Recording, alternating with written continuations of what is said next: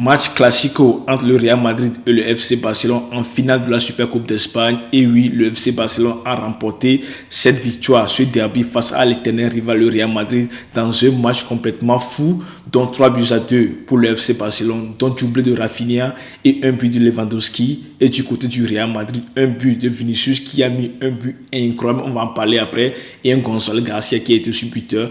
À noter que Kylian Mbappé était sur le banc, il était rentré à la 80e minute, c'est le sujet du jour, on va en parler. Donc n'hésitez pas de participer dans les commentaires, dites-moi ce que vous en pensez dans ce match. Et c'est parti.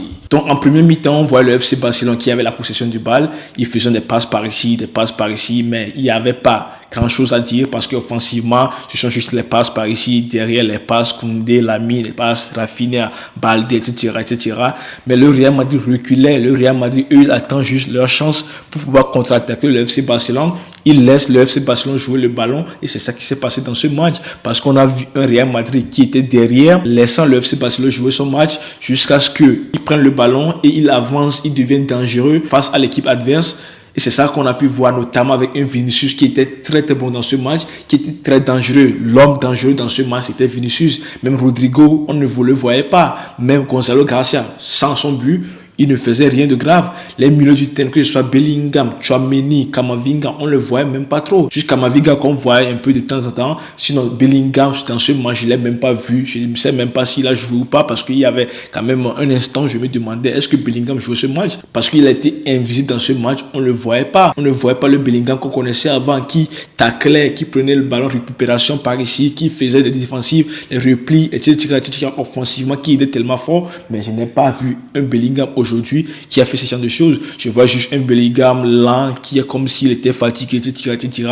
Et c'est ça qui a causé aussi que le Real Madrid n'avançait pas parce que les milieux du terrain sans Camavinga, parce que c'est lui, à mon avis, qui est juste sorti du lot. Sinon, Bellingham et Tchouaméni, je les ai trouvés pas tellement bons. Et en défense, souvent, je vois quand même Tchouaméni qui était en défense centrale, qui aidait quand même Asensio et Hülsen. Et on voyait qu'au milieu du terrain du Real Madrid, il y avait quand même une vide, un espace. Et le FC Barcelone explorait cet espace pour faire du mal au Real Madrid.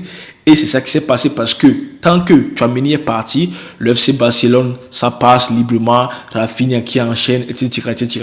Dans les premiers mi-temps, il n'y avait pas grand-chose. On se disait, mais c'est quoi ça, etc. Les matchs, ça devient lent. On s'ennuyait devant la télé parce qu'il n'y avait même pas de spectacle.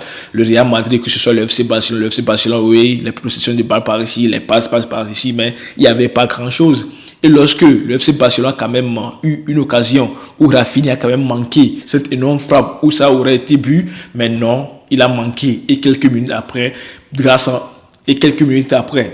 une passe incroyable de Fermín López, enchaînement avec l'appel de balle de Rafinha, Fermín López qui l'a bien vu, qui lui a mis cette passe en profondeur et un Rafinha efficace devant la cage, il a croisé parfaitement la frappe, un but à 0 pour le FC Barcelone. Je disais que oui, le FC Barcelone, ouais, ils vont gagner le match parce qu'on ne voyait pas un Real Madrid pas bon parce qu'en premier mi-temps, le Real Madrid était catastrophique. Il n'y avait personne qui jouait à part Vinicius, faisait tout. Un Carreras qui a attrapé un Lamine Yamal parce qu'en premier mi-temps, Lamine Yamal n'arrive pas à passer. Carreras était solide qui empêchait Lamine Yamal parfois 2 contre 1, parfois 1 contre 1 et il arrive à gagner ce duel face à Lamine Yamal. On n'a pas pu voir un Lamine Yamal en premier mi-temps parce que Carreras l'a bien tenu. Et ensuite, au bout de quelques minutes, je pense qu'au bout de 5 minutes, quelque chose comme ça, 10 minutes, je ne me trompe pas, un Vinicius très dangereux dans ce match, qui est en jambes, qui a montré que c'est lui le patron. Si Mbappé n'est pas là, même si Mbappé est là, s'il est à ce niveau, je pense que c'est lui le patron. Il reste le patron, même si Mbappé claque les buts par ici, etc. Mais si Vinicius est à ce niveau, c'est quand même un joueur le plus dangereux dans l'offensive du côté du Real Madrid. Et c'est ça qui nous a encore montré aujourd'hui, parce que grâce à une passe, il a fait une passe, du passe avec un Gonzalo Garcia, il lui a redonné le ballon. Et Vinicius passe un Koundé qui accélère avec le ballon. Il dribble 2 joueurs avec un petit point à l'appui sur Koundé. Il rentre dans la surface et il va de côté droit et il tire, les gars. Égalisation du Real Madrid. Si vous voyez le but qu'il a mis, les gars, c'est quand même très incroyable qu'un joueur aussi de ce calibre, le Real Madrid le critiquait parce que ça fait longtemps qu'il n'a pas marqué du côté du Real Madrid, pratiquement 3 mois si je ne me trompe pas. Et aujourd'hui, il était en confiance, il a mis son but et le but qu'il a marqué pour moi, c'est le meilleur but de ce match sans vous mentir. Même si vous allez me dire que le but de Rafinha, etc., ça a été bon, ce but qu'il a marqué, l'accélération, dribble par ici, le petit pont et ensuite l'enchaînement, ça a été du XXL du côté du Real Madrid de Vinicius, parce que chapeau, ce joueur, moi je l'aime bien. Si vous le vendez, vous avez tort au Real Madrid. Après l'égalisation de Vinicius, on pensait que le Real Madrid allait se relever, mais non, parce qu'au bout de quelques minutes, les gars, un Pedri très magique et avec une vision de jeu tellement incroyable a vu l'appel de balle de Lewandowski. Alors qu'en défense du côté de Real Madrid, il n'y avait même personne. Je voyais juste un Asensio qui était monté et c'était juste un Tchouaméni avec Wilson qui était là-bas. Avec un milieu du Real Madrid catastrophique et en défense, une vide, un espace. Pedri a exploité cet espace, a vu quand même l'appel de balle de Lewandowski qui a juste fait quand même un pitch net ou bien qui a juste lobé le gardien Courtois 2-1 pour le FC Barcelone. Et on se disait que ouais, le FC Barcelone, ils vont gagner le match, le Real Madrid est malade, ça joue pas au foot. Non, au bout de quelques minutes, sur un corner de Rodrigo, tête de Wilson, Rafinha qui veut empêcher celui de rentrer, qui saute tellement, mais il touche le ballon avec la tête et ça cogne quand même là-bas et c'est rentré entre les pieds de un Gonzalo Garcia qui n'a qu'à juste mis le but dans le filet, donc 2-2. On se disait que mais quel match encore une fois, la deuxième mi-temps ça serait fou. Le FC Barcelone, ils sont rentrés, je sais pas les consignes qu'Hansi Flick les a donné, et en deuxième mi-temps on voyait quand même l'inverse de la première mi-temps, parce que en première mi-temps c'était le FC Barcelone qui dominait le Real Madrid, mais en deuxième mi-temps, au bout de quelques minutes, en deuxième mi-temps c'était le Real Madrid qui dominait un FC Barcelone qui était têtu. C'était le Real Madrid qui dominait un FC Barcelone qui était silencieux. On ne voyait pas le FC Barcelone qui n'arrive plus à sortir des ballons par ici. On voyait un FC Barcelone en difficulté. Le Real Madrid presse Vinicius. Le Real Madrid a eu 2 occasions où ça aurait pu être but. Une occasion manquée de Vinicius en premier mi-temps et une occasion manquée d'un Gonzalo Garcia. Face à face au gardien, ils ont dû tirer. Je sais que Rafinha aussi, ils ont eu quelques occasions par ici, mais le Real Madrid avait d'occasions. Ils pourront tuer le match aussitôt, mais non, manque d'efficacité, les frappes sur le gardien, etc. C'est ça qui a fait que le Real Madrid a perdu ce match aujourd'hui, parce que s'ils ont marqué ces 2 buts, je ne pense pas que le FC Barcelone allait revenir, même si on connaît le FC Barcelone, les remontades par ici. Le football, Flick, on le connaît, mais ça serait quand même un autre match. Donc tantôt, comme je viens de dire, le FC Barcelone n'arrivait pas à sortir le ballon en deuxième mi-temps. Le Real Madrid, ça pressait haut, je sais pas ce que Xabi Alonso les a dit. Le Real Madrid, ça jouait tellement bien. Le FC Barcelone, ça reculait, etc. Ils ont eu des occasions par ici, le Real Madrid, mais ça n'était pas chaud parce qu'il y avait quand même un Juan Garcia dans les cages qui tenait tous les ballons, etc. Je disais que mais ça va être quand même dur parce que les 2 gardiens sont actuellement les meilleurs gardiens au monde. Ils ont encaissé quand même chacun 2 buts par ici. Donc le match devient chaud et ensuite par ailleurs ça devient 50-50. Le FC Barcelone ça jouait bien, le Real Madrid aussi ça jouait bien. Les 2 équipes c'était 50-50, il n'y avait personne qui dominait, même si je voyais quand même un Real Madrid un peu plus dangereux plus qu'un FC Barcelone, parce qu'un FC Barcelone en deuxième mi-temps, l'ami Yamal qui était tellement monstrueux, qui driblait tellement les Carreras, les Tchouaméni, tout ce que vous voulez, même 3 contre 1, il arrive à passer juste les fautes par ici, faites par les joueurs du Real Madrid. Sinon, Lamine Yamal a été monstrueux, il faisait des passes tellement dangereuses, etc. Et le match, ça devient compliqué pour le Real Madrid aussi, du côté du FC Barcelone aussi, on va pas mentir, c'est parce que Vinicius, quand il prend le ballon, c'est mal pour Koundé, parce que Koundé n'arrive même pas à l'arrêter, il passe toujours, il fait ses dribbles par ici, il fait des passes, etc. Et quel Rafinha, encore une fois, qui a mis un doublé pour faire les 3-2, qui a donné la victoire au FC Barcelone grâce à une perte de balle de, je ne sais pas qui, je pense que c'était Asensio ou bien je ne sais pas trop. Rafinha qui a pris le ballon sur une passe décisive de Pedri.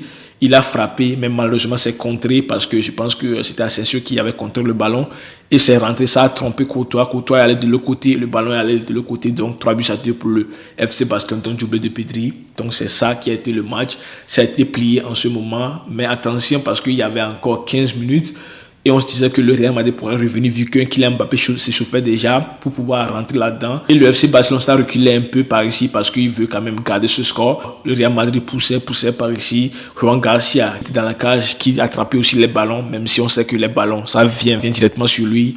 Avec un sang-froid, il attrape les ballons par ici. Et un Frenkie de Jong qui avait fait quand même un tacle aussi tellement fou sur Carreras, ou bien si je ne me trompe pas, si un joueur, ou bien si c'était Vinicius, si Carreras ou bien Valverde, si je ne me trompe pas, dites-moi dans les commentaires, il avait fait une faute bête. Pour moi, il y a un carton rouge parce qu'il y a des gens qui disaient que non, c'est pas carton rouge, c'est carton jaune, etc. Mais regardez le tacle qu'il avait fait. Pour moi, il n'y a pas de débat. Rouge mérité pour De Jong. Il est sorti et on avait tellement peur parce qu'ensuite Mbappé était rentré.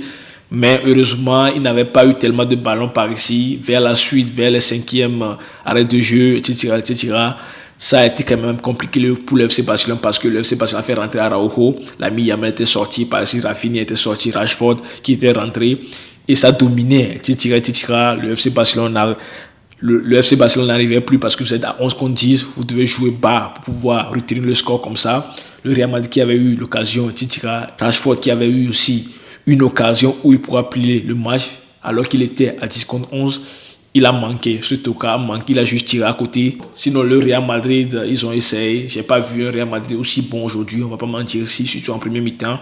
En deuxième mi-temps, ils ont quand même essayé des choses. Je n'ai pas vu aussi un FC Barcelone tellement top. En premier mi-temps, ils ont essayé des choses. En deuxième mi-temps, ça a été aussi comme ça, mais ils ont quand même gagné le match. C'est ça qui est important. Le FC Barcelone s'encaissait parce que comment se fait-il que vous marquez un but et quelques minutes après, on fait égaliser? Mais je ne comprends pas la défense du FC Barcelone. Mais pourquoi vous ne pouvez pas retenir un peu ce score, un peu longtemps? À chaque instant où vous marquez un but, le Real Madrid égalisait. Les joueurs du FC Barcelone du Real Madrid ont voulu se battre. Les cartons jaunes distribués par ici. Mais le FC Barcelone a quand même remporté ce match. Donc dites-moi dans les commentaires qu'est-ce que vous en pensez. Je n'hésiterai pas à vous répondre. Dites-moi qui a été vos flops aujourd'hui. Pour moi, ça a été Fermín Lopez.